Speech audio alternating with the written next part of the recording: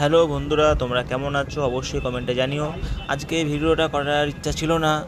রাস্তায় যেতে যেতে দোকানটা দেখলাম, খাবো বলে দাঁড়ালাম, দেখা হয়ে গেলো দাদার সঙ্গে। দাদাই পুরো ভিডিওটা করে দিল, ওকে আমি বললাম।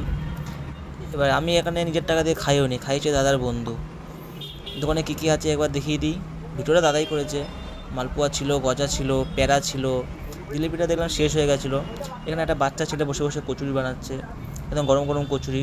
কচুরি শেষ হয়ে গেছিলো বলার পর আবার লেচি ফেচি করে আবার ভাজছে, তেলটা গরম হচ্ছে, এতে যখন বেলছে। আর জিলাপিও চলে এলো, জিলাপির সাইজটা বড় বড় ছিল। জিলাপি আমি খাইনি, তাই জানি না কত করে দাম। কচুরির দাম ছিল 7 টাকা। গরম গরম ভেজে আমাদের দেবে আর আমরা খাবো।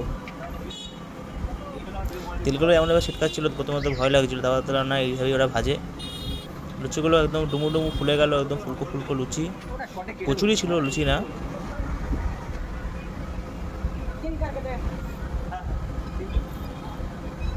ভিডিওটা ভালো লাগলে একটা সাবস্ক্রাইব করে দিও। এদিকে গরম গরম তরকারি দিচ্ছে,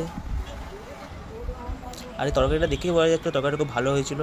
আর তরকারিটা সত্যিই খেতে খুব ভালো ছিল। আমি খাই আর তোমরা সাবস্ক্রাইব করো। টাটা।